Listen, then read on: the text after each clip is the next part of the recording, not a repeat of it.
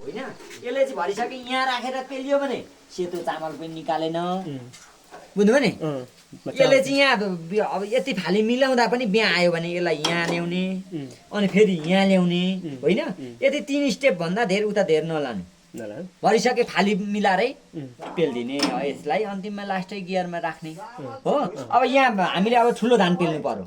भँगेरेहरू भने यो यी दुईटा नट खोल्ने यहाँ भँगेरे चामल छिर्ने भन्दा सेम ठुलो पाल राख्दिने कस्दिने चुल्ठे पनि त्यही चुल्ठे त्यो लामो धान एउटै त्यो एउटै हो ठुलो बनाउने खाली यसलाई ल अब यो चुच्चो हेर्नु यहाँ यो चुच्चो र यो चुच्चो यो मिलाउने हो अब यो यस्तो सिधा राख्ने अब यो फ्रेम के गर्दा फुट्छ भन्ने आयो भने यहाँ हेर्नु भोलि पर्सि यो फ्रेमहरू फुट्यो भने मास्टर धेरै फुटाएर सोध्दैछु यो बारे चाहिँ निकै जानकारी यो फ्रेम हेर्नु यहाँ वरिपरि यहाँ आज त यो सफा छ यो सबै सफा छ अब यो भरे भोलि त यो धान पेलेपछि त यहाँ भुसेहरू आउँछ अनि भुसेहरू आएपछि यहाँ छ्याप्पै बस्छ छ्याप्प बसेपछि यो लाग्दैन यो नलागेपछि यो यहाँ त उगाएर हुन्छ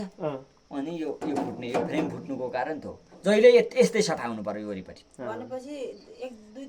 होइन भनेको खोलेपछि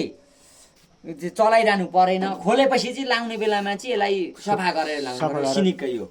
यहाँ एउटा चामलको गेडो भयो भने पनि लागेन बुझ्नुभयो नि अब यहाँ हेर्नु यसरी लाग्नु यतिको लाग्नु पर्यो जहिले लाउँदा अब यति उठ्यो भने यति उठ्यो नि अब यहाँ कस्ने होइन यसरी तानेर यहाँ केले अड्कायो त्यो हेरेर सिनिक्क पारेर अनि मात्रै यसरी लाउने अनि अब यसरी लाग्छ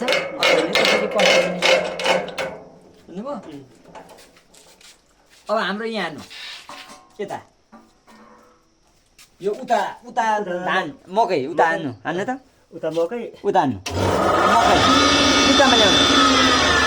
न्युट्रलको होइन पुरै रोकिन्छ अनि मात्रै यता धानमा हान्नु धान नहान्नु धान त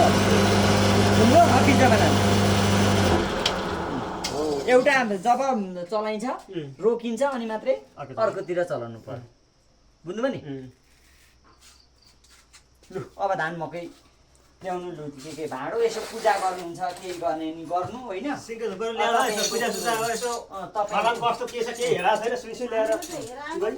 र त अब तपाईँहरूको कुरो है यो अब यसो त्यसो पूजा सुजा लाउने यसो त्यसो धुपबाती गर्ने